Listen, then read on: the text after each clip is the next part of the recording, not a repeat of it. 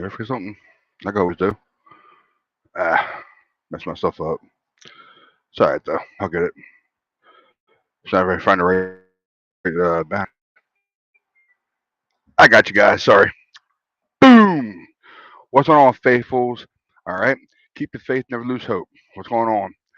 And we're live on all major platforms: YouTube, Twitter, and Twitch and Facebook. All right. And of course, we're yeah. This is your first time here. Please hit the subscribe button. All right. Turn on all notifications. All right. So basically, we are back, of course, for week 2 of the preseason between the Vikings and the 49ers. All right. So basically, I know a lot of guys are going to say that no starters are going to be playing, but of course, it's all good. It's football. You know what I'm saying? We're going to have fun, talk about football, watch it. So basically, let me see here. Let me see if I get everything going. I'm going to do my plugs real quick, and of course, I got a few people coming in. All right. Of course, go see Mav on the Convo with Mav Cato. That's his Twitter handle. The Times, and on Tuesday nights on YouTube and IG. All right. And That Night of Life with Coach Ron. There's the Times on Monday nights on Spotify, YouTube, Twitter. All right. And of course, I'm going to give a shout out to the other guys, of course. By SD Podcast. Of course, it's Drewski. They call him Drewski. Of course, we call him Drewski. So basically, it's coming soon. I still got it on there. He's still working on it. Just so you guys know, all right? And of course, GM Mikey. All right, that's his Twitter handle. TJ, and of course, that's his Twitter handle. I know some of the guys won't be in here from Red and Gold 24/7 because it's preseason. I guess they think it's going to be nuts. So I don't think they do live streaming. So it's all good though. And so since we're doing the Faithful Empire also with this, give a shout out to Nick Kingsman Welsh. That's a Twitter handle. Of course, 49er for Faithful UK, Paul Hope. That's Club 85. And of course, what's up, Denise? What's going on, Denise? That's her Twitter handle. Gavin, and that's his Twitter handle. Give a shout out to Carcast. That's his Twitter handle. And he does have his own show. It's on YouTube. All right. And of course, Sean. So, that's Twitter handle, by the way. Ashley. Of course, I know he hasn't been there for a long time, but I'll give him a shout out. No problem. And of course, I know a lot of people have mixed feelings about him, but Nick Cork from Shank Club NFL. That's Twitter handle. Their times on Saturdays. All right. Okay, got our plugs out of the way. Now, we are ready to kick this thing off. I know it's about 6:30 on my side because I'm on the East Coast. So all the other guys, are getting ready for their stuff. So, basically, like I said, I got a few people coming in here. And, of course, the first guy who came in here, what's up, Tony? Unmute yourself. Unmute yourself. Yes, sir. What's going on? Tony? And, of course, we got Dan the man. Danny, right? Danny, am I right on that? Whatever you like, whatever the occasion calls for. I got you, brother. And, of course, my man, Sean. What's up, Sean? You there, Sean? Nugans. What up? Yo, what's up, brother? What's up, brother? Living the dream, man. Living the dream. Noochie Boochies. Noochie Boochies. I know I messed that up. Damn it. I got to put my background back on. I know I just appreciate when people understand this Nugans reference. There you go. It's all good, man. It's all good. So, gentlemen, we are here to talk about, of course, the preseason games. Week 2 of preseason, of course, is nothing much. It'll be all backups most likely, but at least it's football. We get some football at least. Have fun with it, talk about it, watch it together. Basically that's how I wanted to do it, and that's how we're going to do the rest of the season. Just so you guys know. All right. I know Tony and Dan are new to this, especially I know Dan, his first podcast show. Congratulations. I'm proud and honored to have you on here, man. All right. Right on. So, Tony, what's going on, man? You all right? You good? You find a place yet? On a little adventure. I'm returning to my studio here. It's all good, brother. It's all good, man. So I'm just going to take a seat on the guest futon here. And I made a small change. I know I told you earlier that this is my Sunday jersey. And yeah, it's only backups and it's only preseason, but not anymore. Especially if you're out there playing fantasy football like myself, it's not just preseason anymore. It's football time. Let's get into it. We're going to be diving deeper than most people playing fantasy football. We're going to be diving deeper, watching these games more than most NFL fans. I'm here for it. I'm excited for it. So, because we are the greatest of all time type of Niner fans and football fans in general, I gotta wear the greatest of all times jersey. That 94 throwback, Jerry the GOAT. Nice, brother. Let's go. Yo, Sean, what's going on, brother? Haven't seen you in a while, man, since last week. No, not much, man. Just been busy with work, life. You know, I how got like you. times, but I know how it goes. Believe me, man. you know how it goes, man. Yeah, the dad life. Hey, you know, it happens. It happens. It's real. Yeah, man. But I wouldn't change it for anything. But no, but I'm excited. I'm excited for the game. I understand it's preseason, but I always use it as, you know, two things. I just use it as a please don't get hurt game, as I think we all do. And the second thing I use it as is just to see, hey, how is our depth going to look in case we ever have to use it, you know? So that's it. So we'll see. So, because as far as I know, I think only a couple starters are playing. Kinlaw. Oh, yeah, I was about to ask you about that. Yeah. Who's on there right now? I've only been told so far Banks, Buford, and Kinlaw as far as, like, you know, bona fide starters. Past that, cool. I don't think anybody else is going to play. Cool. Hey, but it's football. I'm happy about it. At least we watch our team. So, you know. We'll see if like players like Brock Purdy and Jordan Mason get some more run tonight. Oh, man. Whew. I'm so excited to see both of them. The first game. So, basically, I want to dive into it since we have maybe 20 minutes, almost 20 minutes to game time. Real quick. 101s. I guess whoever is going to be the starter. Who do you think is going to be a starter? You see Lance in there for one series or no? No. So who do you think gets a start for us then? Stuffield or Purdy first? I think it'll be Sudfeld. Sudfeld to get in there. He made some pretty good looking throws downfield. I noticed that yes, he's been a little bit of a journeyman over the past few years in the league, but if you look really closely, his arm mechanics have improved. His check down process has very much improved, and his accuracy has improved. So I'm feeling less and less shaky about Nate Sudfeld as a backup in case, you know, our worst fears come true and something, knock on whatever woods nearby, might happen to Trey Lance. Of course, Coach Shanahan is with enough wherewithal to alter the scheme a little bit in case that does happen. But it's good to see improved accuracy and athleticism, even in the quarterback, the pocket quarterback fashion, coming out of Sudfeld. It was very encouraging last week, and I would very much look forward to seeing him start today. He'd probably let Purdy go ahead and take the field a little earlier, but I'll take it. It's football. Yeah. Gotcha, brother. Gotcha, man. Yeah. What are your thoughts on Dan? You know, yeah, it's interesting because you're almost grooming your number two at the same time. So it's kind of, I wonder where Shanahan's gonna like draw that line to keep his number two intact just in case. Hopefully we won't need him, but it is interesting.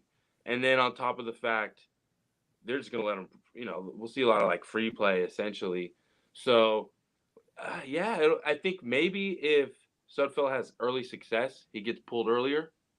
You know, if things look smooth, if we see a rhythm, maybe Shanny feels comfortable and we see what Purdy can do. So yeah, it's a lot of new situations for the squad. So it'll be fun. Yeah, I got you guys. I got you. No problem. Like I said before, Red and Gold 24/7 and Faithful Empire are proud to do this.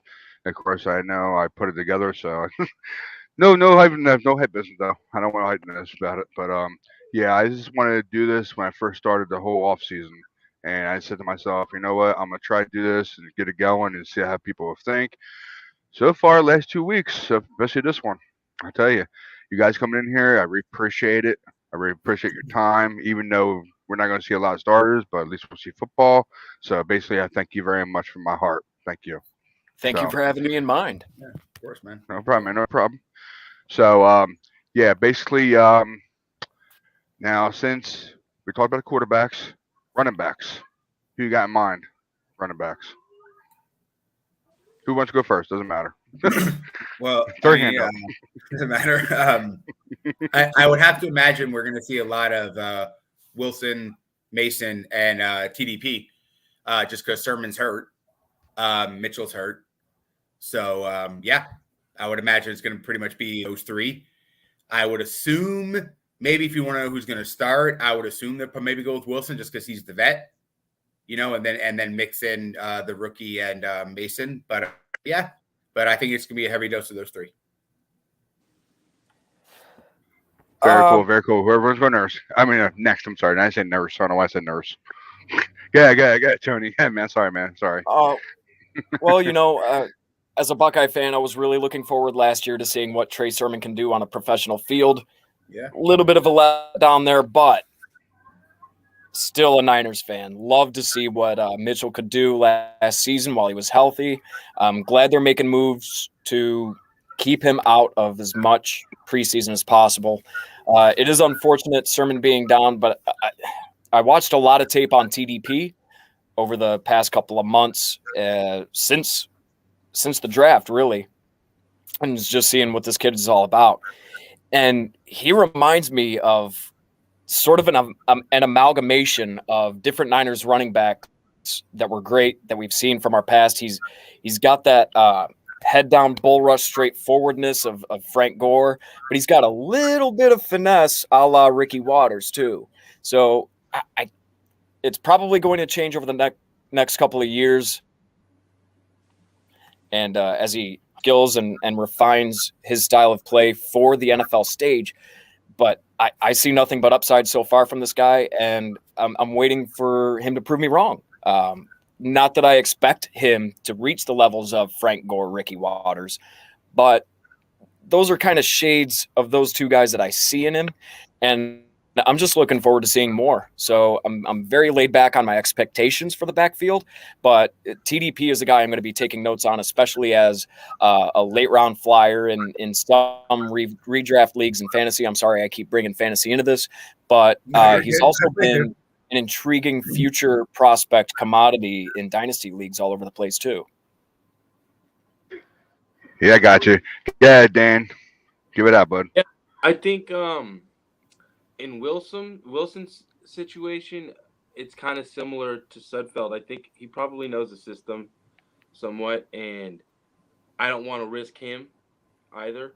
So maybe more Mason, TDP, and then if you fumble, I love how Shanahan really has set that standard. If you fumble, you're coming out. So good luck. So I think we'll see a lot of the young blood tonight. Oh yeah, cool. Hey, Sean, what do you think? What do you think, Sean? No, yeah, like what I said before. I mean, I think the only reason you might see Wilson the first series or two is because he's the vet. But I agree. I think the young guys are going to get most of the run. I do agree. It would be cool. We could have saw Sermon because we talked about that the last time we did a show. I kind of brought up. I think his situation is a little unique because I have the way we draft running back, the way we kind of always have guys there. I always fear if he doesn't kind of show up this year, he could be like on the bubble next year. Go ahead, Dan. Sorry, I was going to say. Go ahead, Dan, bud. Earlier. Sorry, man. Go ahead. You're good. No. I just forgot to mention. I'm wondering if Elijah Mitchell is even that dinged up. We just want to keep him fresh, Oh, for sure. I would like to see Sermon, And it's tough, though, with the line, if that's not solidified, too, to really blame certain running backs at certain points. So I hope Sermon gets a clear shot when he's ready, Yeah, no, me too. Yeah. Yep. He's got a lot to prove right now, especially after a down year in his rookie season. He's got a lot to prove, and he's the kind of guy that knows where to put that chip on his shoulder, and that's forward against defenders. So I love that attitude out of the guy. A little bit more about Jeff Wilson, because he'd been hurt so much in the past, and we haven't seen much hide nor hair from him in quite a while. I do hope that he does come out in the opening series or two to at least just get some turf back under his feet in a game setting. And then we can gauge our expectations from there. I think at the very least, he's still a great depth piece, and I don't think he'll have any trouble making the 53-man roster. But I wanted to speak to sort of the other side of the same coin that Sean was bringing up, I believe. No, I think it was Dan. Anyway, the whole Kyle Shanahan mentality of if you fumble, you're in trouble. Which you guys was that? Dan. That was Dan. Okay. Dan and man. There's more to be said about the Shanahan mentality when it comes to punishing players for screwing up or whatever. Last season, Ayuk, for a few months, he was in the doghouse for pretty vague reasons. I think we were given by the beat reporters. Just he wasn't giving his all in practice. He wasn't living up to his potential in camp and everything else. And he kind of had some sort of attitude. I don't know what it was, but that's what makes it interesting. Is Shanahan has his own way of dealing with players, and it's worked. And I'm not going to speak to any detriment there because he's the man. He's the son of a legend. Need I say more? Just more from the Bill Walsh tree and the George Seifert tree that we know and love and we grew up with. That was to go on and say, you hear it, again, I'm in fantasy world and I'm bringing it back in there. Sorry, but a lot of fantasy projections rely on your beat reporters, and San Francisco, the Bay Area, they get a lot of flack about their beat reports coming out and saying one thing, and then what happens is something completely different. So a lot of fantasy experts are going on about, don't trust anything coming out of San Francisco. Don't believe anything they say, the beat reporters, that is. Interesting.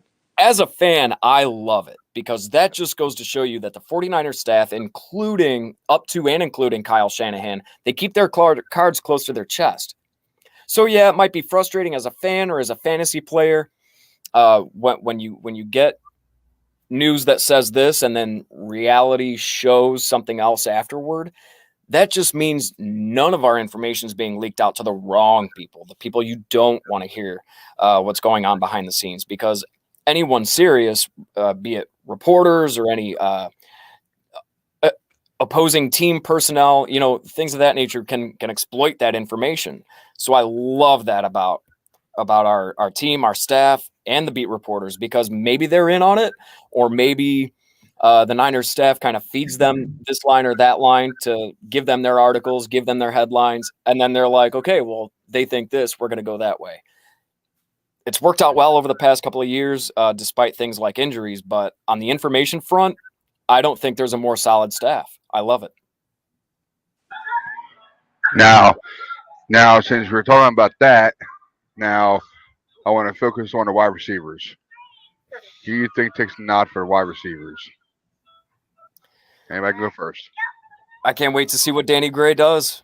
More flashes of him. I've also got question marks in my head, though, about Ray McLeod. Not whether or not he's going to make the team, but how is he going to shake into the offense? Is Shanahan and the offensive coordinator going to go with more multiple receiver sets, more 3-wide, more 4-wides? Is that going to include a shuffle of Danny Gray and Ray McLeod? Which of the two guys are going to be on returns? Or are we going to see, like we saw last year, with some of the starters doing more of the returns? It's very interesting to me, and this is what preseason's for, right? So those are the two guys I got my eyeballs on. Gotcha. I also want to see more out of Jawan Jennings. He impressed me last year. I can't wait to see the way he's developing this season. Yeah, I would have to think, could be wrong. I would have to think that we're hoping that Danny Gray fills the speed spot and we can just let Ray play special teams. Not saying Ray won't ever come in to spell a guy. Maybe a certain play was made up for that week because of the way this defense plays that we're playing. But I think deep down our hope is obviously it's going to be Debo, Ayuk, and then we can pretty much interchange Jennings and Gray depending on the situation. I think that's like our hope. So I like that. Yeah, I mean that's just my feeling, because then you got to wrinkle in the fact that we have Kittle. And Kittle's like almost like having another wide receiver. He just happens to be really, really good at blocking. And it depends on where he lines up from play to play. So I just think, obviously as the saying goes, only so many footballs can go around. What Ray Ray's known for is the returning ability and the special team. So let him shine there when needed. I think he'll play on offense when needed. Just my opinion. I got Very you. logical. I got you. Yeah. Ray Ray's interesting. Good, Dan. When we first got him, after having the season Debo had, when it comes to the end-around game, I remember being young at a game. It was probably like preseason, honestly. And looking at my dad, I was probably like 8. And wanting like the halfback pass or the end-around or something. He's like, we don't really do that this time of year. You have to set that up. It's later on and progress. The wrinkles come out then. So I think Ray Ray is going to be a great compliment to Debo's end around because he might get it first, give to Debo. He might be a decoy because he did a lot of that. And then just what's interesting is we're very deep at wide receiver, and I think we're going to run with that speed position. You could just have that interchangeable and run safeties ragged, just streak every play, just take them out of it because Lance is an extra player on the field as it is. So yeah, and while those plays are high risk, high reward, my buddies and I used to call the reverse or the end around the play that never works. But when it does, it sets a world on fire. Done correctly. So, yeah, you'll see it rarely used in the offense, maybe just as often as last year this season. But what helps out a lot is the zone blocking scheme. So it could be anything goes. I got you. Yeah. Now, with that play. Yeah. I wanted to jump on the offensive lines who were done the wide receivers. Offensive line. How do you think holds up tonight? That's the big question. I know it is. I know. I'm looking at you guys are turning your heads. I'm like, oh. Well, because I think we have to go in right away. I don't know if the Vikings are playing their starters. So if they're playing their starters, and we only have 2 of like our offensive linemen starters playing, it's kind of hard to say, So hopefully they hold up okay. This is where I said this is where it goes to see like, hey, do we have depth at that position? We're going to find out. Now, we'll see. Since we covered that offense. Well, I'll say one thing I'm looking for Dan. with the lines. I'll be honest. I know nothing about the depth of Minnesota. I barely know. But I know Zimmerman. He's just a defensive coach, right? So he really knows the defensive side. So whoever he slots in is probably somewhat legitimate. But their first pick on the O-line, the first pick for Minnesota was the tackle. And if Kinlaw's in, that's an interesting matchup to see how legit their first-round pick is. But other than that, I'm not really looking for specifics. Depending on I hope I hope Kinlaw flashes a little bit tonight. I mean, I think he's going to play and he's going to be good this season, but I want him to have like a mini confidence booster. I think it'd be good for him. Quick addendum there. We don't have Vikings head coach is no longer Zimmerman. It is Kevin O'Connell. So that's I didn't want to interrupt you. I didn't want, and I didn't know if you were using that as like a reference just to how like their defense was built. But okay. He's not there anymore, man. He actually just became the like the DC or like the consultant to the DC for Jackson State, where Deion Sanders coaches. Yep. Yeah. Oh yeah, pardon me. No, I totally forgot. And no, it happens, man. Hey, that's how locked into Minnesota I am. I was gonna say, Dan. Also, it's the Vikings, bro. Like we get it, Exactly. Yep. Appreciate it. I'll be right back. Now we're high on the offense. Now, what do you guys think about that defense? You think it's all hold up tonight? If all the starters are out and everything, how you think it's all do? I think it should, man.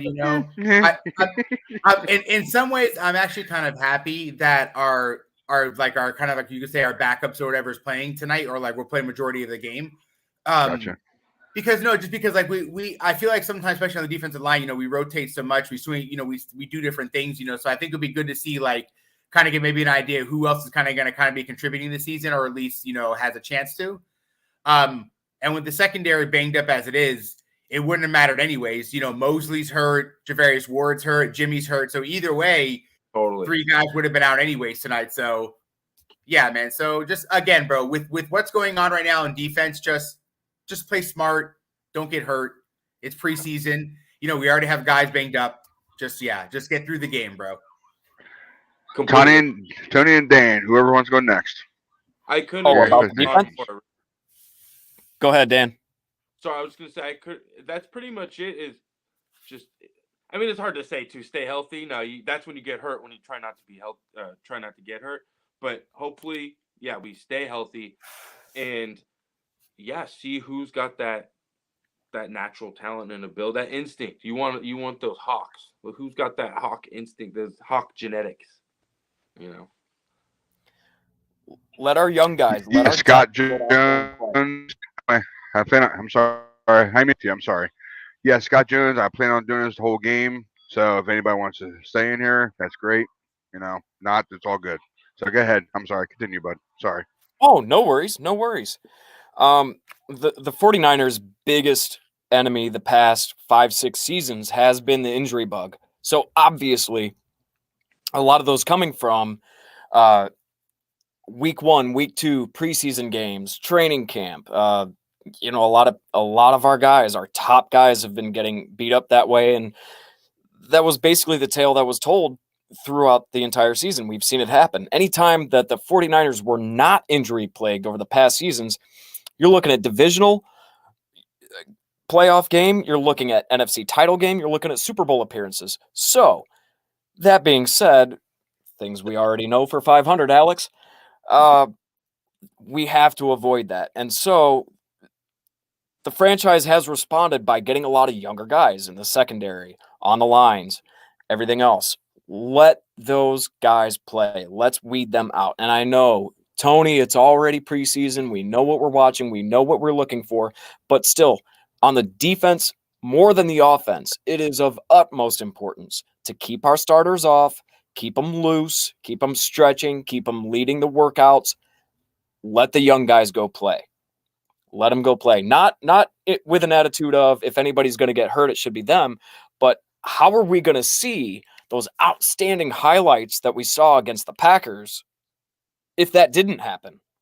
I mean, who knew that guy was going to get 2 picks? Are you kidding me?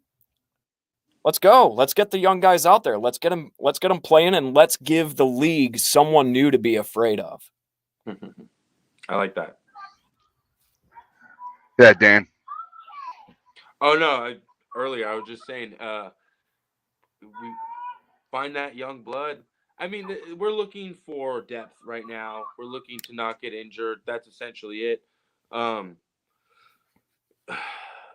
That's how we got Talanoa Hufanga shining last season, right? Oh yeah, I mean, from what we've heard and seen, it's like those practices where you saw the juiciest moments, But again, I am looking forward to seeing, because I know when. I mean, I wasn't any football. I mean, I was pretty good, but I didn't play in college. I cut it off. But I understood, to be a starter, you got to go out there and make a play. Otherwise, coaches, you don't even exist till you need to fill a spot. And when you fill the spot, do they not need to worry about you? That's pretty much it. And yeah, who can go out there, just hold their line? We're going to find out real fast who's the plug and who's the player. I like that, man. I like that a lot. I like that shit. Yo, man, I tell you, we got a lot of hypeness right now on the 49ers right now. And I tell you. Now, so before we get to the game, I want to do it real quick. Higher or lower on my high lows? My high and lows. Touchdowns for Lance. If even Lance being plays, you think he scores on the first drive or not? If he doesn't play. No, because I don't think he plays. Now, he doesn't play. Who scores the first touchdown for the 49ers tonight then? Give it out. You mean which quarterback or in general? 49ers, whoever scores the first touchdown. I got it right last week. You remember Sean? I know. You got it right last week. You Oh, wow. A lot of pressure. So somebody else go first. Let me think. Vegas is listening. Let's see. I think it'll be Sudfeld to Danny Gray. Oh, ooh, not bad. Danny Gray again. I have a weird feeling the defense is going to score first. There you go. Okay. Pick 6, fumble recovery. You know what? Right. Maybe. Which one? Scoop and score. Okay. All right. I got an in and out 8-yarder. Tyler Croft, Sudfeld to Croft, the backup tight end, touchdown. Okay, I can see that. That's what I got. Let's go. After a Jordan Mason big run. Okay. Cool. I want to see it. That's I want what to got. see it. And buddy of mine in one of my fantasy leagues that's been made up of I know it's corny, but NFL Facebook columnists from a group that was called AFC NFC Battleground. We had 2 guys, 2 admins per team. It was a lot of fun. We did a lot of news. We cited our sources. We did it responsibly. Wow. One of those guys that survived all that after it fell apart and came into my fantasy football league is a big-time Vikings fan. So I'd just like to see some purple getting beat up today, even if it is only preseason, just to throw it at him. Oh, yeah. Like I always say, preseason or not, I mean, I don't care if we lose, but it's always nice to win, you know. Yes. The saying. Yeah. But at least when we lose, it's like, oh, okay, we lost. You know, it doesn't really like whatever, but it's still nice to say, oh, we did win. All right, cool. Just in case you want to talk, you know, just in case. Yep. And at least we're not going to be like the Ravens fans going, well, the Ravens haven't lost a playoff or preseason game in 20 games, so we must be the – no, you're not. Hey, speaking of, man, just real quick, speaking of them, I was talking to some of them, and, you know, they signed that DeMarcus Robinson. And, man, you would thought that they just signed, you know, OBJ. I was like, wow, you guys are so desperate for a receiver to blow up. It's so awesome. If only they gave out preseason rings. Then right. Yeah, right? Yeah, I know. Yeah, but made of aluminum foil, wrapped up in rings, spray painted gold. Yeah. And somehow, some way, the Browns still wouldn't get that. Just, you know, we're just going to call it right now. It's a good thing. We're blowing it up. Yeah. It's crazy. Hey, but at least it's only 3 games. I'm happy they only made it 3 games, and I'm happy so we're only 2 weeks. You know what I'm saying? Like, yeah. So, like, in my head, like, we just kind of got to get through next weekend. Like, once we get through next weekend, it's like go time. Because that Thursday is football, you know, after next weekend. That's right. It's the first game. So it's like, all right, here we go. So, so I keep telling myself, I'm like, just one more weekend. Yeah. Yep. We're right on the doorstep. Oh, it's sorry about that, fellas. Sorry about that. My bad. Had to get my son his medicine real quick. Sorry. So, yeah. How dare you? Okay. Real quick. I know the game's about to start. They're doing preview with Vikings right now, of course. But prediction on the scores. Ooh. Oh, all right. I'll go 28-24 Niners. Ooh, 4-point win. Okay. Whoever wants to go first, Tony and Dan. I'll say 31-24 Niners. By a touchdown. Like that one. Yeah, Tony, if you can take one. I'm going to go with 24-17 Niners. I like it. Another touchdown lead, huh? Them kickers are going to get that. Like I always say every year, a 2-touchdown lead. I went by a 2-touchdown lead. I'm going for it. I got high hopes for our 49ers. So, yes, I just don't know exactly out of my head. I was hoping they wouldn't score over 10 because that means we would have to win 24 to 10. Yeah, it'd be two touchdown leads. That'd be great. But yeah, I'll go for it. 24 to 10. There you go. 2-touchdown lead. Stifling. Yep. Preseason or not, it would be pretty impressive. Sean, you guys know me by now, man. You know me by now how I am with that. No, that'd be awesome. I was gonna say, like, preseason or not, that'd be impressive for like anybody's backups to hold the team to 10 points. Mm-hmm. I got you. I mean, granted, they're doing it probably against backups, but still, that's why it should be kind of easier to score. So, but we'll see. That'd be awesome. I would love it. I'm back. Sorry about that. Yeah, so we're still previewing, of course. So I'm waiting for the damn thing to come on. Purdy. Is it on now? 3 for I think 6, it's on now, guys. I think. Touchdown. Oh, no. They're Garoppolo's on the field. So I know it's not him. They're doing a preview. I think it was last year, 2021. Yeah, 2021. No. They're doing a old review Got it. I was with like, oh, Garoppolo. development. They're doing a 2022 season preview, and it's showing 2021 highlights. Gotcha. Thank you very much, there, Tony. I know I gotta go on ball a little bit. I'm sorry. I got you, buddy. You're good. Half hour into this, we have 7 people watching. I know my wife's probably one of them. I thank you very much for watching. All right. Yeah. So this is basically what's going to be all year long, people. Okay. So I'm happy to do it. I'm proud to do it. It's all for free. No Here for it. payments or nothing. So that's the way I am, man. That's the way I want to do it. So Thank you, sir. and only on the Red and Gold 24/7 and Faithful Empire. There you go. So yeah, I was waiting for the thing to begin. I'm hoping the defense is on the roll.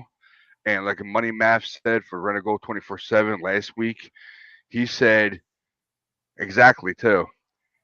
The defensive line has calmed down a little bit. Not turn this thing into a Super Bowl. Okay. They were on a roll last week. They were killing it. They were murdering the offensive line. So just hope we tone down a little bit. Not too much, just a little bit. That way they don't get too carried away. You know what I'm saying? So, but I'm looking forward to that defensive line, get the rotation going.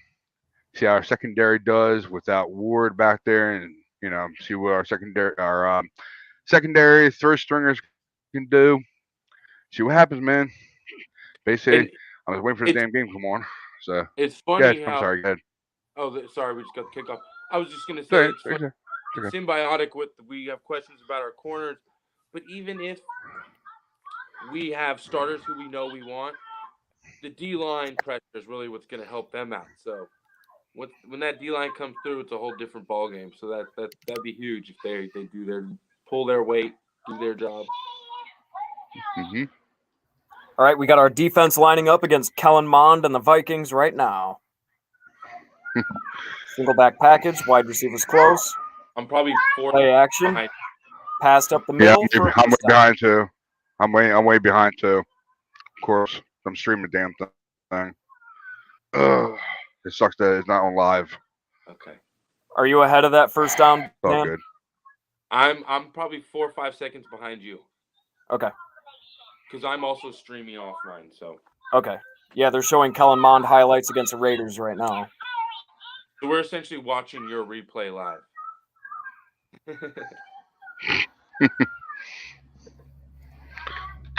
My network don't mess me over here. You already started. What the hell? Seriously? You gonna do that to me now? Alexander Madison off the left tackle for about 3 yards. 2. Now I know who to watch for. It's pretty cool, actually.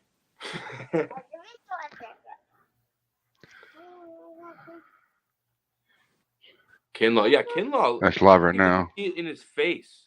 He's okay, really here we go. You can when you see him in Where the we face, at? you know they've cut some weight. Well, I'm way behind you. I'm probably at the first play. I'm at the first play now. So I know I'm way I behind. made it to 42. I'm wondering if Kinlaw gave his extra weight to McGlinchey, because that would really That might be the case, but McGlinchey could have used a couple of pounds. But, man, Javon is looking just cut and polished. Oh, yeah. I didn't realize I was on mute. Sorry. I'm telling you, it's okay, man. It's okay. Kinlaw, I'm telling you. Yeah. Like, he's a monstrosity.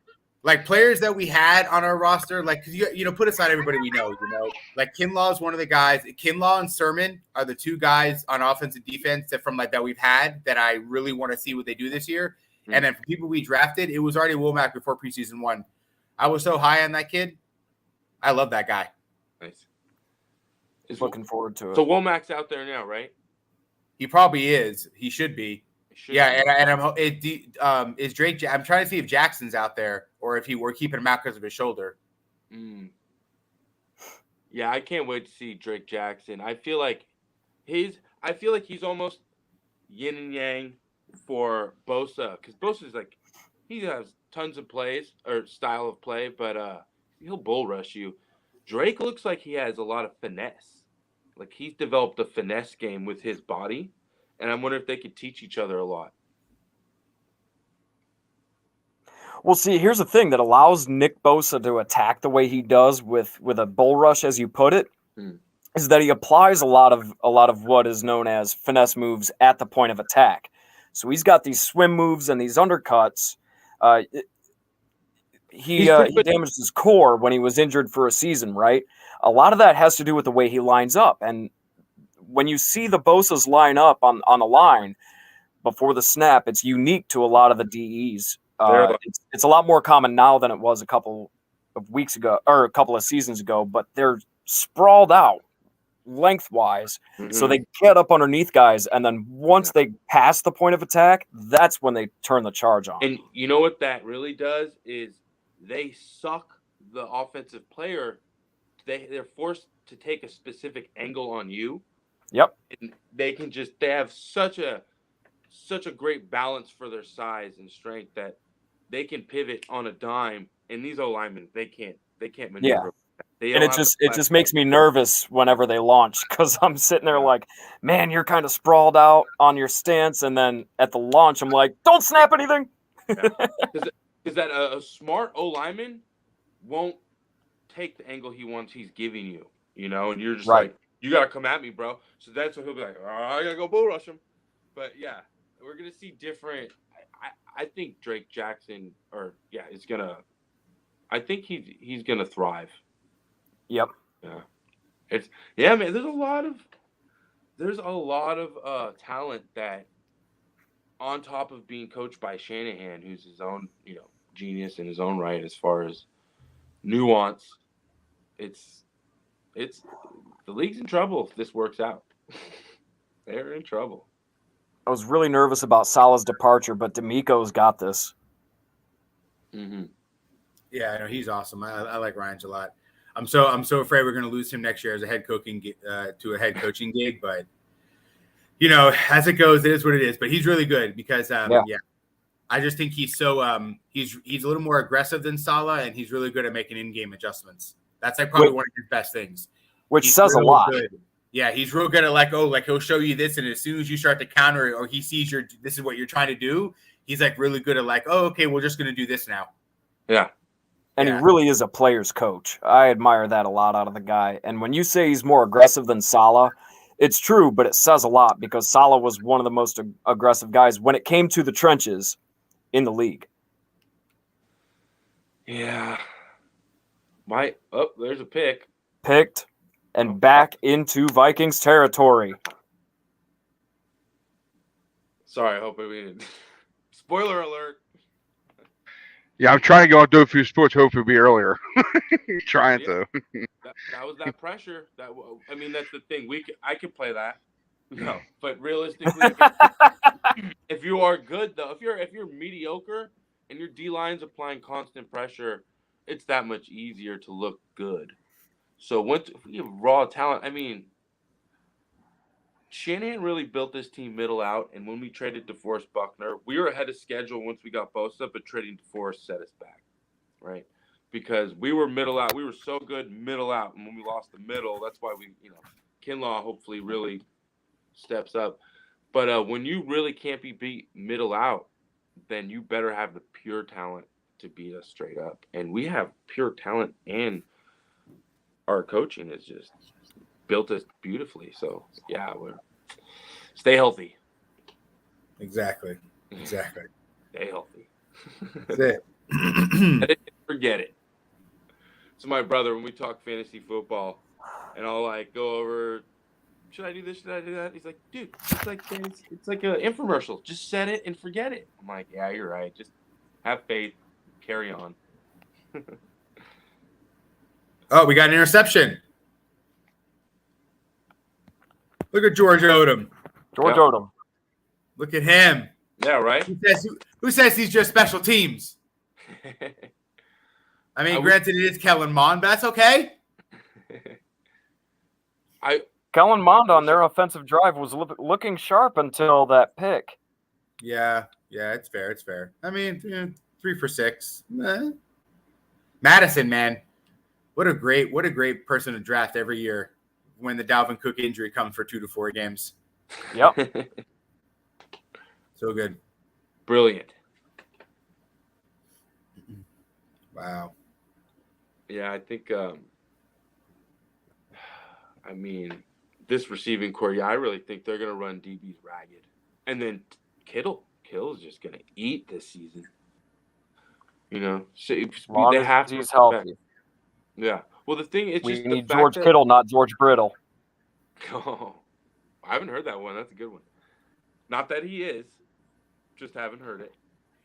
But just the fact that Lance can deliver a ball to the third level, it just changes the homework for defensive backs. And, Yep. you know, the assignment has now changed against the 49ers for the next, 10 years, hopefully. So, yeah. Kittle. Looks like we got Sudfeld out there in the huddle. All right.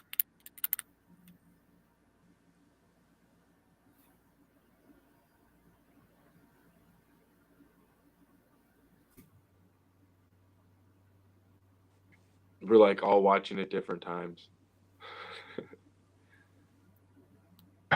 Yeah, mine stuttered on me. They haven't ever screwed me over. They're screwing me over now. They are. Uh-oh.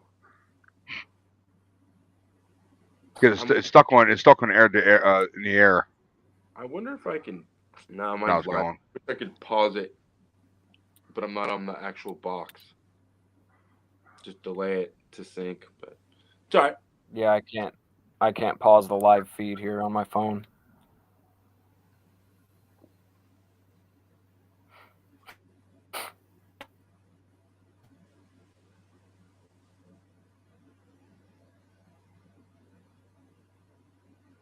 Yeah. Sorry, I'm texting my buddy's trying. He's, "You watching the game?" I'm like, "Of course I'm watching." I'm like, "Relax yourself." Here's my dog. Relax, buddy. We're gonna score. Here's the Minnesota starters. Second season rookie, third season. It's a bunch. Yeah. Anybody could walk by my window. There's a guy we didn't mention in the backfield, Jamichael, Mr. Hasty. Oh, Tasty. Oh yeah, well, Ryan knows how I feel about Hasty. I talked him up last time. Oh, I'm a Hasty guy. So okay. But yeah, ended. Yeah. I mean, at the end of the day, even I had my issues with Jimmy way early on, but at the end of the day, I want to win. I never really have an issue unless you're Kyle Williams. That's probably the only one. I'm like, oh, why? Time Jamichael was on the field and went wrong. Oh wow, yeah, it was there. He went the other way. All right. Oh God. Of course, that's going to happen. Sure, it was. Okay. What down you guys at? I believe I'm at. Third down just happened.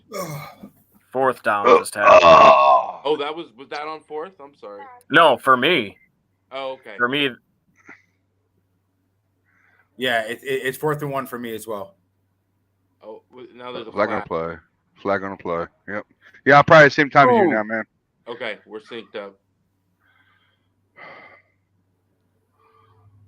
What's the call here? Oh, it's bad. Oh, wow, personal foul. Put my closed captioning on. That might be helpful.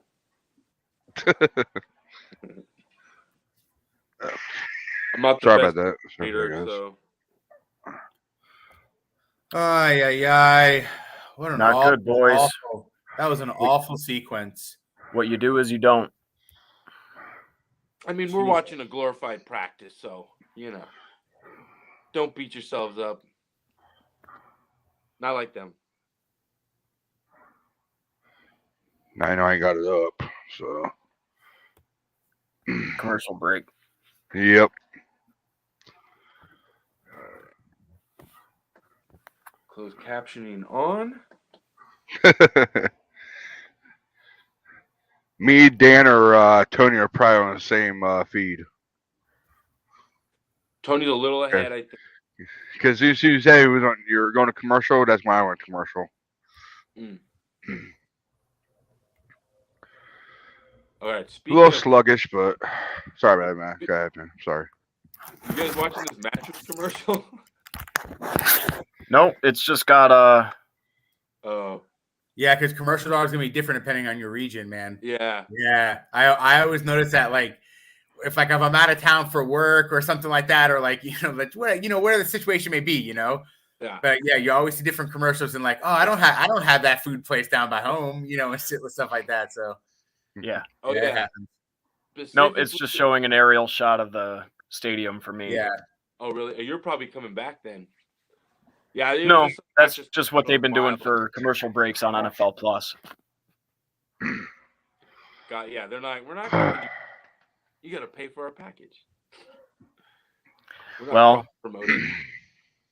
I'm in Northwest Ohio. That's why I'm the 419er. Nice. Yeah, man. Yeah, I'm still here, guys. I'm still here. Sorry. 6 San Franciscan. My grandparents are members and good friends with the Morbidos, the original owners of the 49ers. Nice. Yeah, we're diehard. Hell yeah. It's quite an interesting, storied franchise, but at least they're somewhat still here. But I'll tell you, I was talking to a coworker today, and we have the best football weather in San Francisco. Not Santa Clara gets hot, but in San Francisco during football season, especially at the end of our summer, essentially starts in like September. So it's perfect for football. Unfortunately, that is gone. I mean, Santa Clara, it's great. I've not been. I will go this season because I believe in Lance, but I was like, all right, we're back. yeah. I'm not. It's kind of the same. I only went to Candlestick once because I was born in Cali, but my family they moved when I was only like about 3 to Florida. So yeah, so I didn't get like a lot of the California life like my siblings did. So Okay. But I went to Candlestick. Yeah, I went to Candlestick once, and then I've been to Levi's once, and I totally get it, man. It's just like, look, what I was going to compare it to is like me being down here in South Florida. Like I went to the Orange Bowl when that was like a thing still, like where the Hurricanes used to play. And then you go watch the Hurricanes now, like at the Dolphin Stadium, and it's like not even close to the same thing. Like the atmosphere, like the weight, it's just not the same. So I get it, Yeah. The thing is, people, we're depth staunch, very soured. But at the same time, for me, I love sports. I love football. Yeah, of course. I'm not stupid or blind. This is a great coach. He's acquiring he's doing a great job, and I just love, top level athleticism, because really, when you get to that point, it becomes a mental game, and then you have these quick decisions, and like someone who's doing stuff constantly, like they're painting out. They're an artist essentially, So I love it, and I think we're top notch right now. So it's not about politics for me at this point. I just want to see top talent, I don't know. I totally get it, man. I mean, I love sports too. I love my football, but I also love my basketball, man. I'm a big Laker fan, so I get it, man. And that's one of the reasons why I love basketball, because I mean, and I love playing too. And I played up into high school, and then that was it. Obviously, I was never, I was okay, but I was never anywhere near to play college or anything like that. But I mean, just the things that I can do on the court. Yeah, the things I can do on the court, I think I'm cool. And then I watch these guys. It's like, they're, like it's awesome to watch, man. Totally. Especially when it's one thing, pro athlete versus, us. But then but they're being paired with teammates who also are truly trying to do their best. It's not like, I remember watching a Hard Knocks and Roddy White on Atlanta. Okay. He's just in conversation, and they're just picking up the conversation. And he essentially, it's when Julio showed up, and he's like, when this guy showed up, I knew I had to get back to step up a little bit. Well, really, he's like, I have to take this serious. It was something to that effect. I'm like, bro, you aren't every day waking up trying to better yourself. So some players do just kind of dog it once they got the contract. But when you're like, we can really get a ring here. It pushes everyone, So that's for sure. And you wonder what's crazy? You're using your example. You know who the defensive linemen do that for on our team? Bosa, and he's only in his 3rd year. Definitely, it's just wild, man. Like, Totally. Listen. The greatest ACL tear in NFL history was Jimmy Garoppolo's Week 3 that season, bro. Honestly, because without that ACL tear, we're never getting Joey Bosa. I mean, we're never getting Nick. Oh, we're never. It's not even in the realm of possibilities. That's like I mean, cheat code. you could always say, "Oh, we could have traded up," but let's be serious. Like, come on. Yeah, you said it last week, Sean. Remember? You said that last week about that pick about Nick Bosa. I remember you saying that. Because it's true. Yeah, and I know I it's true. would I say know. that for any team, like if any team was us, and like if I was a Niner fan, I'd be like, bro, I'm like, that injury was a blessing in disguise. They didn't even know it because even the next year we went to the Super Bowl. 100%. But, obviously 100%. Didn't end the way we wanted it to, but still, I'm just saying. If you look at that Super Bowl run, I actually told my buddy, because he wasn't into Bosa. A lot of people weren't into Bosa. I was like, are you kidding me? This guy is just almost an offensive weapon on defense because for sure. He's he's a nightmare for quarterbacks. And on top of that, it's tough. He's generational, right? And like I was saying earlier about Drake, his job's so much easier because he knows he's getting one-on-one. Everyone's sliding to help Bosa. But to your point, to want to play, with a Bosa, it's almost like the Warriors and Steph Curry. Every player on the Warriors will do anything for that guy because they know they're lucky just to have him as a teammate, and he's going to open things up for them. So they need to take advantage now because they won't have this opportunity again. Oh, I agree wholeheartedly, man. The dynamic of that type of player is special. So yeah.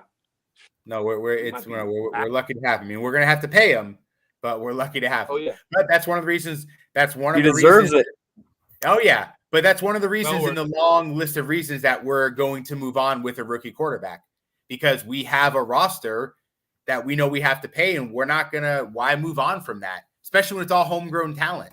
Yeah. I always bring that up to people. Like, yes, trading for Jimmy was the icing on the cake at that time, but what people don't realize is if you look at our drafts from 2017 and 2019, the majority of this core on the team right now was those 3 drafts. So, granted, that's where we got lucky. Like one of the biggest reasons why the Niners trajectories happened so quickly with Kyle. Yes, he's great at coaching, all that stuff, but that just adds to it. But it's just the way we've drafted. So you can give anything to Kyle and Lynch, man. You have to give it to them. Like they've had some blunders in the first round. The Solomon Thomas, we're not going to ignore it. McGlinchey still is up in the air. But rounds like 2 through 6, for some reason, I don't know what it is, but they find uber talent. Nail it. They do. So far, they found 2 All-Pros in Warner and Kittle. And we can go on still. Mosley was a later round pick. Womack was a later round pick. The list goes on and on. DJ Jones, but he's now with the Broncos. But still, it goes on and on. Totally. Yeah. I mean, and again, when it comes to just Bosa, and like you said, that's why we had to move on from Jimmy too. We don't have this window for all these contracts and talent. No, for sure. They invented the salary cap because of Bill Walsh. Essentially, we were 3 deep at every position. And they're like, that was a nice catch. Nice catch. We can't stop this machine. And Shanny, like you said, he nails the draft. So we're just loaded, and you got to take advantage when you can. Oh, for sure. 100%. Yeah, for sure. I mean, and yes, of course, he brings some dynamics to the offense that we don't have. Like he can move. He obviously can move, and he's got the deep ball. Things like that. But yeah, no. When you've gotten lucky and drafted the way we have, and we've kind of built this thing now the way that it is, you have to take advantage of it while you can. And we tried to with Jimmy, and we saw where it got us. And now let's try a little bit different. Nothing too crazy. Just we're gonna add another wrinkle. That's it. Yeah, our wrinkle will be like 40-yard touchdown bombs, though. Hopefully. I think that's a lot of the long-term plan too. But like I always say, I just think we need Trey just to be a little bit better than Jimmy this year. He doesn't need to be the sole reason we win. Totally. Eventually, yes. But this year he's surrounded by so much talent that just don't make a lot of mistakes. I know it's a lot to ask. He's 22, but I think Kyle's going to have enough of a way to coach this up and, do it, man. Like I say, he's win or not, he's pretty much made any quarterback in his system look good. I mean, Nick Mullins' first 13 games has the highest passer rating in NFL history through his first 13 starts. Captain Tippy Toes? Come on. It's Nick That's Mullins, great. guys. Yeah. All right. Come on. So it's like I look at that kind of stuff and it's like, all right, it's like, listen, and Nick Mullins, some of those games wasn't playing with Kittle, Debo, because they were out too. Totally. So come on. Look at RG3. I have to think that, Rookie of the year. That would be awesome. That would be awesome. RG3 got Rookie of the Year. Yeah, he did. That's what I'm saying. Matt Schaub was a Pro Bowler under Kyle Shanahan. Yeah. Matt Ryan's only MVP was under Shanahan. Yeah. I mean, technically his only Super Bowl. That's what I'm saying. And Matt Ryan, I don't think anybody here, I mean, you might not love him, but he's probably going to go to the Hall of Fame.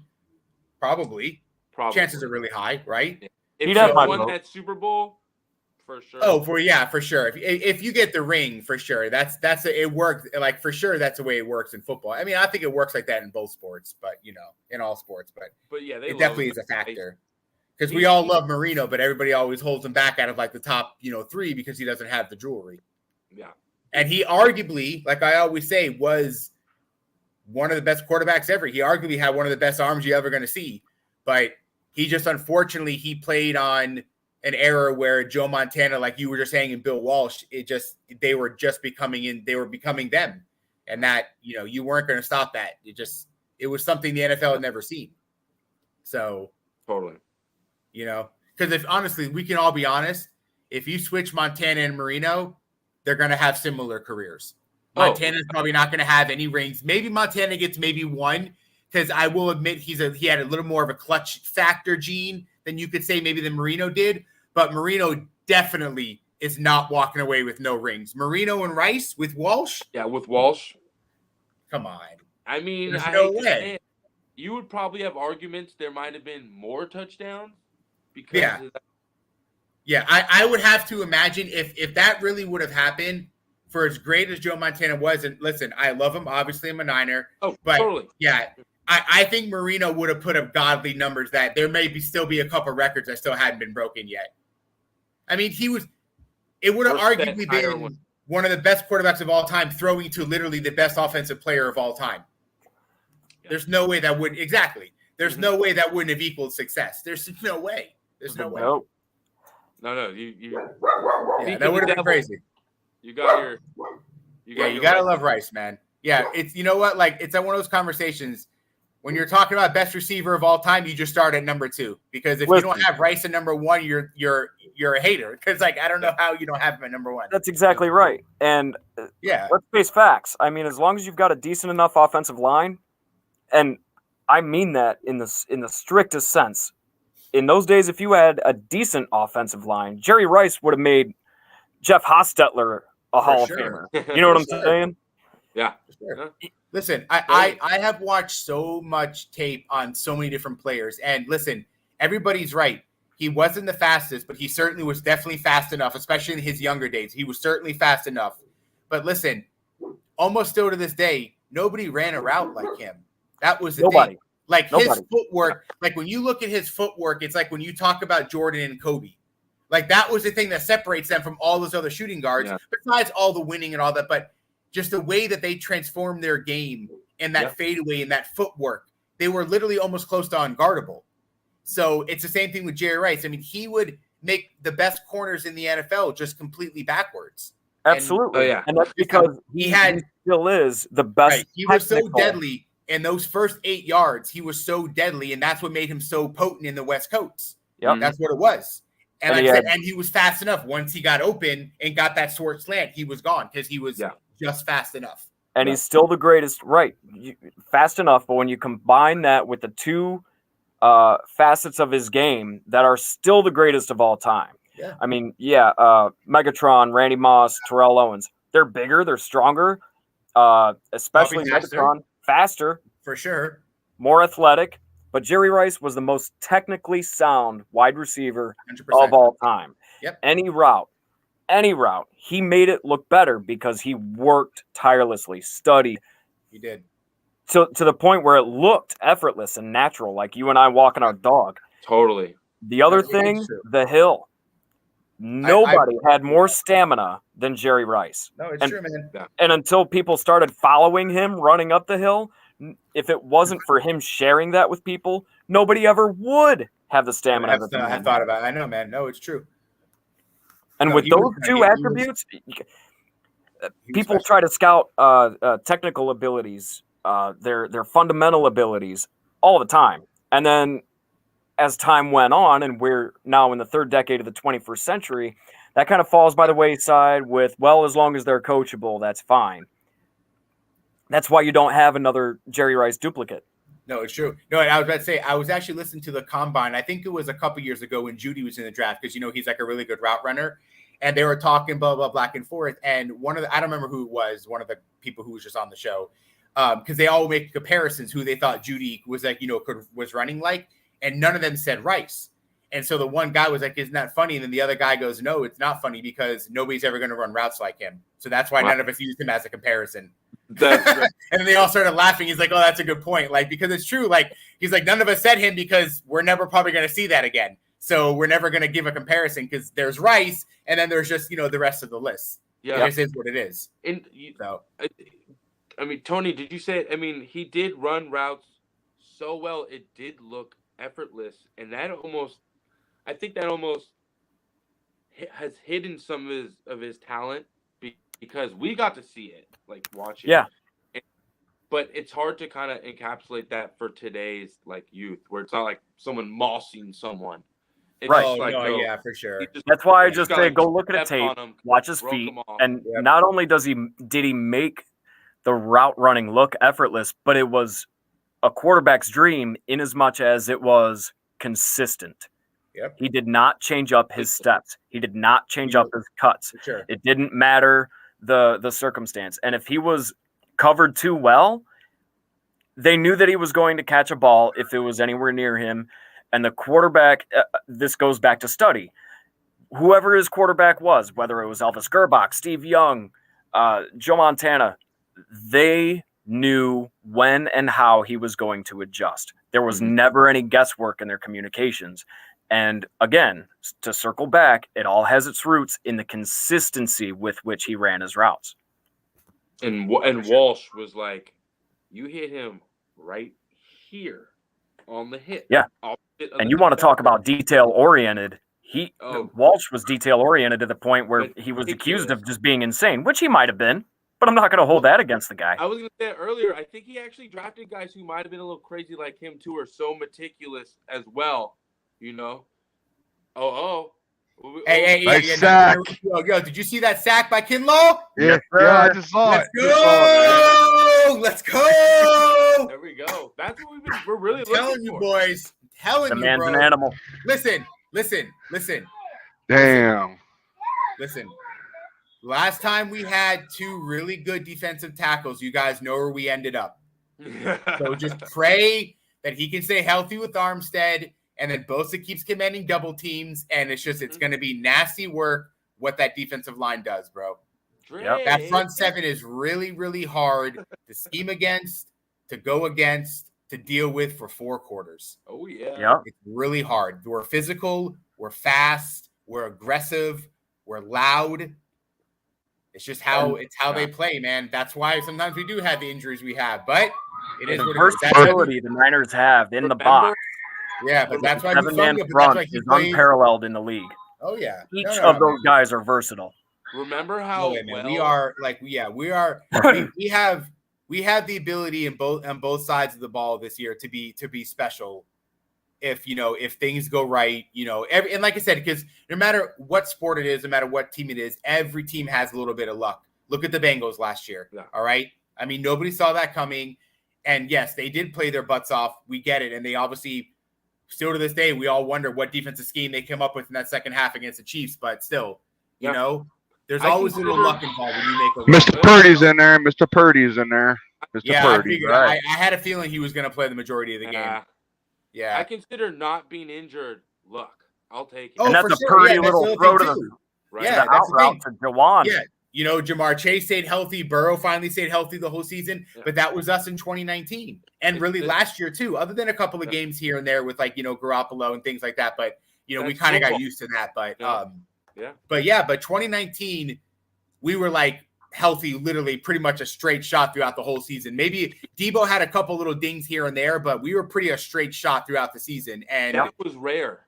Yeah, that it is rare, and you saw what happened. So exactly.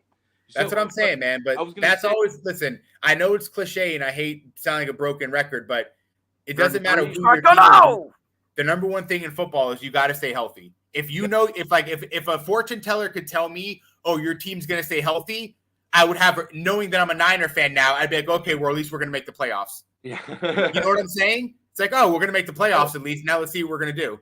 Totally. No, the injury bug is our worst. Yeah, it's the worst thing, bro. Like, I watch football as a fan every week and I love it. But every single time, like, there's like a pile up or like a bad sack, I'm like, oh, please, please, please. Oh, he got up. Okay, good. You know what I really am looking forward to also is, remember how well Warner would blitz behind DeForest? Yes. So if those tackles are doing what you said, look out for that Warner blitz. Yeah, we can do that a little more. And now, or we can let him play back and we can now send like Greenlaw or Shazier or, Shazier a lot. So I hear you, man. You have that control opens those floodgates, Yeah, I agree, man. We have so many different looks we can come at you with, man. Like we can blitz the linebackers, and all three of them are good at it. Two of the three are pretty good in pass coverage. Greenlaw is just okay, but Warner and Shaziz are really good at pass coverage. It's for a linebacker. Goes for the ball, but yeah, his coverage could be a little better. But he seems to have really good angles.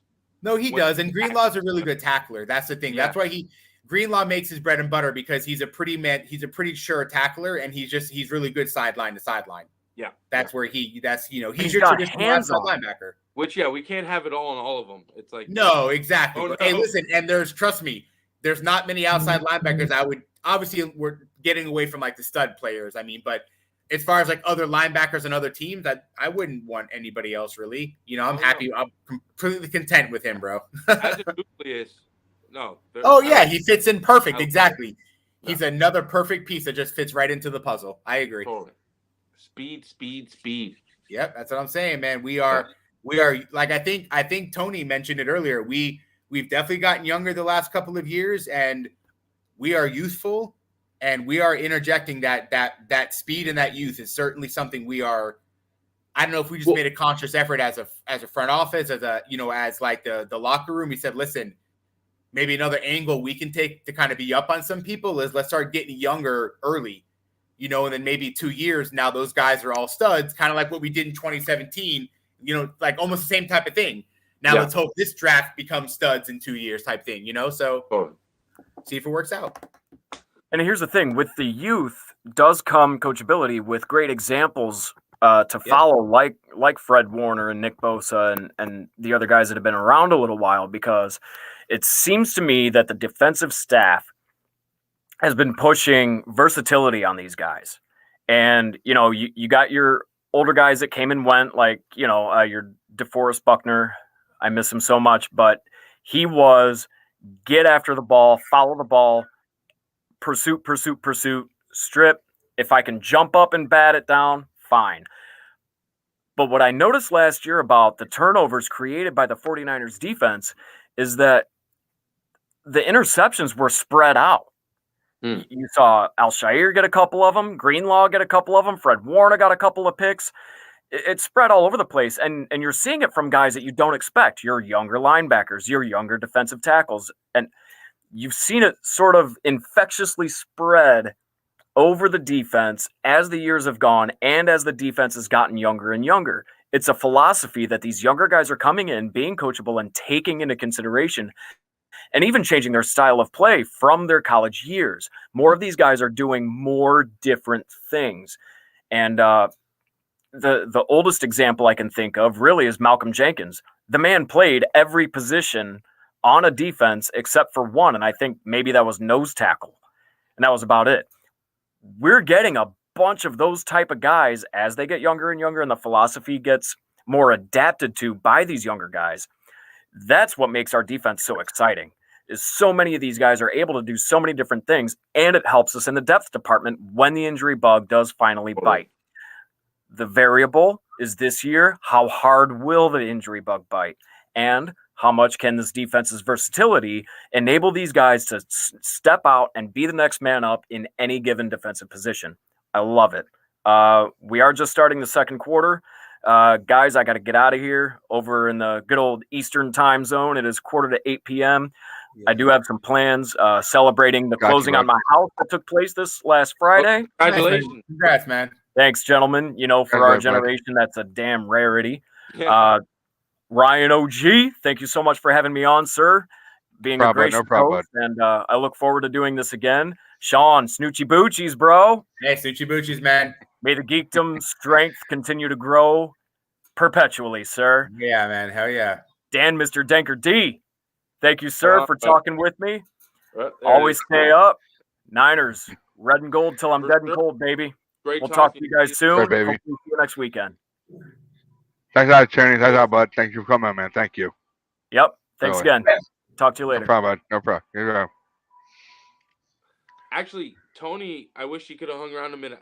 He nailed that. I've always thought Shanahan drafts hybrids, and he has like amoeba units. Like everyone can't, because that's how you hide your blitzes and your scheme well. Where I'll line up here, but I can play the responsibility of the guy next to me, and we can shift, and you don't notice it as much. But yeah, I totally think Tony's onto something there as far as Shanahan likes those guys who can play multiple positions, because then you can totally hide wrinkles, you know. Oh yeah, no, for sure, man. Listen, we can do a lot. You know, this roster has a lot of versatility on both sides. I think that's one of the reasons I was excited for us signing Charvarius Ward. Because again, not to bring up 2019, because I'm not going to say Super Bowl or anything like that, but it's the last time we had a corner on one side of the ball that could really kind of like in a way shut down that field. You know, when we had Sherman's like last good year, kind of. And Charvarius Ward, you know, he's really good at man coverage. And he's been really good in camp. Kind of sucks he, you know, got a little dinged up with his hammy or whatever, but he should be fine. But yeah, so I was just, when I saw we were doing that, I was like, okay, good. Now we can kind of have Mosley be back to being a number 2, because I like Mosley, but I don't know so much as a number 1, although, you know, it worked the best it could last year. So again, now we have another guy that can lock up that field. Hopefully now Kinlaw can stay on the field, help out Armstead, kind of play that Buckner role. And like I said, I mean, if Kinlaw starts to become a really dominant tackle, you know, Armstead's already good inside. You got Bosa on, you know, I'm saying on the outside. Like, there's just a lot going on once that ball is snapped in. We're talking about it, but like they don't even have this much time to think about it. You know what I'm saying? Like once that ball is snapped, like it's go. 100%. You know, so yeah, man, it's going to be interesting. So I'm definitely excited. I really hope we whoop the Bears' ass week 1. Oh, sorry, watch my language. With the Bears' butt week 1. but yeah, man, I really do.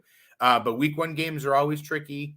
You know, we saw how the Lions one was last year. You know, that almost became an upsetting thing over an awesome thing. But yeah, no, we should be able to take care of the Bears. We could say a lot about that one. Yeah, I know. But I don't the bottom line for me, I don't going to week 1 game, I don't think the Bears really will win that game, only because if anything, I don't think their offense is really gonna be able to score on our defense. So even if our offense is kind of still like, you know, trying to gel, you know, maybe like whatever Lance's first game, maybe he's a little jittery, you know, whatever, blah, blah, blah. Like I don't see a scenario where the Bears put up more than like 16 points. And if we can't score 20, you know, it's like, all right, man, come on. You know, come on. If anything, I feel like we can get at least 17 on our running game alone, you know? So it's like, come on. Totally agree. Yeah. No, yeah, I'm pumped, man. Yeah, I mean, like we said earlier, stay healthy. And I think we're just going to keep building on success and just build more confidence as a young group. And, man, if Lance just, you know, it's almost like, you know, quarterback's job is to take what the defense gives you. And as long as he does that and doesn't try to, I don't think he is the type of person, I don't think he's trying to prove anything to anyone. I think he is a true pocket quarterback. And I think he's just going to, I think he knows how to do his job, and I think he's gonna create a lot of fans for years to come. I think we're in the beginning of something special.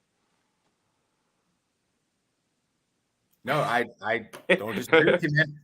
Yeah, no, you're right. Like I said, I don't disagree. Fingers crossed, man. Fingers crossed. You know, so like I said, I always say, I mean, it doesn't matter the health thing, but if we do, I can't really think of 7 more teams that are, you know, better than us in the NFC. So we should be able to get a seat at the table for the playoffs. Yeah. We do have a little bit of advantage because, you know, the NFC is kind of in like a little bit of a weak, you know, state. So it's going to be an interesting year, man, because the AFC has a lot of teams that people think are going to be really good. So either that's going to be true and they're going to beat up each other a lot, you know, and their playoffs should be interesting, or it's not going to be true and it's going to be the same old people in the AFC like it is every year. You know, your Chiefs, maybe the Colts or Titans, you know, something like that. And then, you know, the Bills, you know, so we'll see. Yeah.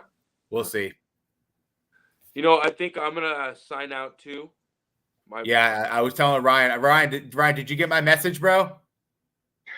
Yeah, I got it, man. I was trying to go back and forth with it real quick, but no, you guys can hop out. Go ahead. Man, it's all good. Well, no, yeah. Hey, Sean, Ryan, you know, great to meet you guys. Man, great to meet you, bro. And no, I looking forward to talking to you guys again. Absolutely, man. No Absolutely, problem. man. Always next week. Always next week. Always next week, man. No problem. Yep. I got you. Week 1's around the corner, Dan. Later, man. All right. Take care, guys. Later, guys. Later on, guys. Later on. Later, bro. Later. Yep. Okay. We're still going on. I know I'm a little fuzzy right now on my side, of course. But yeah, you know, I know it's the second game, second week. You know, if anybody wants to pop on, of course, the links in the comments. Come on in. I'll pop you in. All right. If anybody wants to watch. Right now, there's 3 people watching. I'm sure one is probably my wife. So if you guys want to come on in, you're more than welcome to. But I'm probably I'm gonna try to stick around to halftime best I can. You know, but right now I know I'm streaming on some devices, of course. So yeah. So far, I mean, it's been a slow game, of course, because we're all doing our backups and third stringers, of course. But you know, we're still going with it. All right, so you guys know. All right. So let me see here. Yep. I know I'm a very quiet guy. Sorry.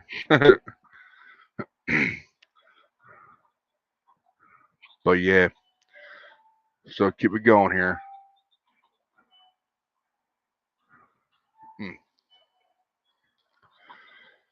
Another punt coming up.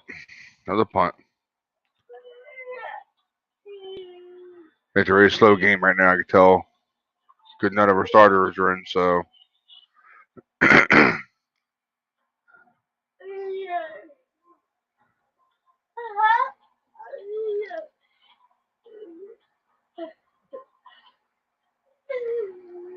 Yeah, of course you hear my kids in the background, but I know it doesn't mean much, but of course it means a lot to the players because see what they could do, you know, make the roster and all. So.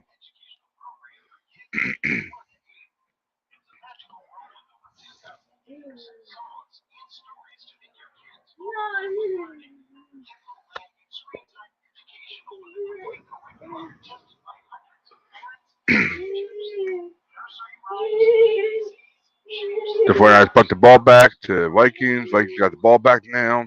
So.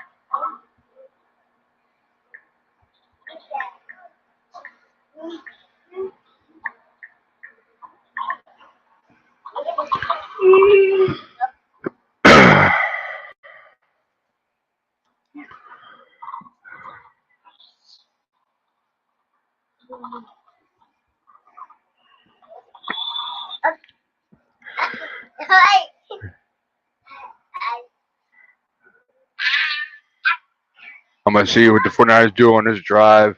If they don't do nothing, I'm gonna call it night, I guess, and then watch the rest of it, on TV and all. So, and then one person watching is probably my wife, probably. So, as you can see, my daughter's in the background. But I'm gonna see what they can do on this drive here. They don't do nothing, then I'm just gonna call it quits and everything, and we'll see you guys. Hopefully the faithful Empire tomorrow afternoon, and we'll talk about the game and all, I'm sure. So, oh my goodness, oh my goodness, that was the first down, and of course whoever 84 is, I forget who 84 is. I'm sorry, I don't know our numbers by heart. So,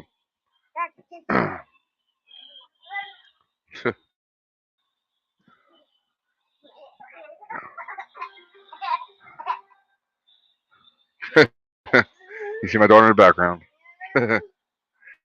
She's oh, we're going for field goal. We're going for a field goal. We're going for a field goal. Here we go. And nails it. 3-0 Niners. 3-0 Niners. I'll put it on there. I guess I'm gonna have them die it down. Oop, wrong number. Of course. There you go. All right. I know I won't be able to. There you go. 3-0 Niners. I guess I'm gonna call it quits. I guess watch the rest of it off camera and everything, off live. Since nobody else. It's all good though. It's all good. Don't worry about it. But if anybody else does come in and they DM me or whatever, I'll bring the show back up. No problem. All right. So basically, I want to do my shout outs real quick. I want to thank, of course, Sean for coming in here. All right. I don't have their guys' Twitter handles, really up and running. So, got Sean on here for being here. Thanks, man. Thanks a lot, man, for coming in. All right. And of course, Tony. You see Tony earlier. All right. And is, of course, you had Danny the Man, I call him. So that was his very first podcast show. So thanks a lot, bud, for coming on here. All right, man, guys. Hopefully we'll see you next week. All right. And of course, Faithful Empire should be up and running good tomorrow afternoon sometime. Just don't have exact time though, okay, guys? So basically that's what I got for you, and I'm gonna do